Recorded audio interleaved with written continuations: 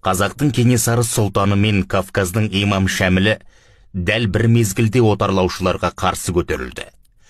Қаптауында Шәміл атқа қонғанда ақ патшадан шен алған бек сұлтандар атақты Қажымұрат, Авар жұртының абыройы Гамзат бек, Елісу сұлтаны Данилдер иықтарындағы алтын зерлі пагонды жұлып тастап көтерілісшілерге қосылды.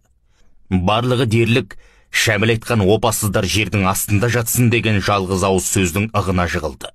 Нәтижесінде көтерілісшілер саны 40 мыңға жетіп, 20 мың тұрақты жасақ ұстады. Ал қазақтың би сұлтандары ше?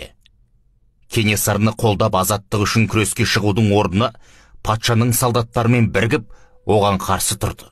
Ақмола округінің аға сұлтаны Қоңырқұлжа Құдаймендин 1840 жылы 5 ақпанда Кенесарыға көрсеткен қарсылығы үшін патшадан полковник шенін алды.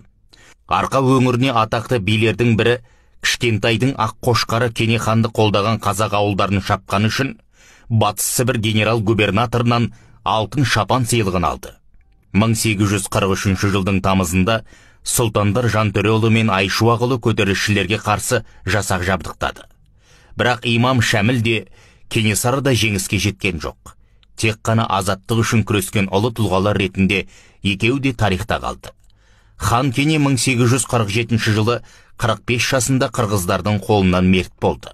Имам Шәміл болса 1859 жылы орыстардың қолына түсті.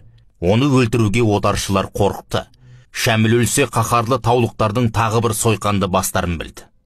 Оны Калугаға алып барып, ауласында бау-бақшасы мен мешіті бар ең жақсы үйлердің біріне қоныстандырды. Кейін имамның Дағыстанда қалған отбасы да түгел осында жеткізілді.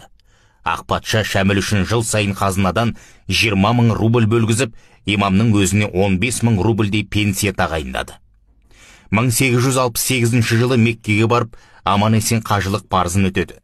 72 жасында тағы да қажылыққа барып, Медина жерінде дүниеден өтті. Сүйегі атақты Бақи зиратына жерленді. Ал біздің Кенесарының сүйегі қайда қалды? Басы қайда жатыр? Қазақтың рухы осы кезден бастап әлсіреді. Оған негізгі себеп отарлаудың зардабы болса, екінші тараптан Абай атамыздың алыс жақын қазақтың бәрі қаңғып, аямай бірін-бірі жүр ғой аңдып дегеніндей сатқындық, атаққа алданбақтық немесе мәз болады болмысың арқадан ұлық қаққанға демекші, мақтаншақтық сияқты кеселдің ұлт өміріне жалпыласып кетуінен таза рухы лайланды. Бекен Қайратұлы, Қазақ үні.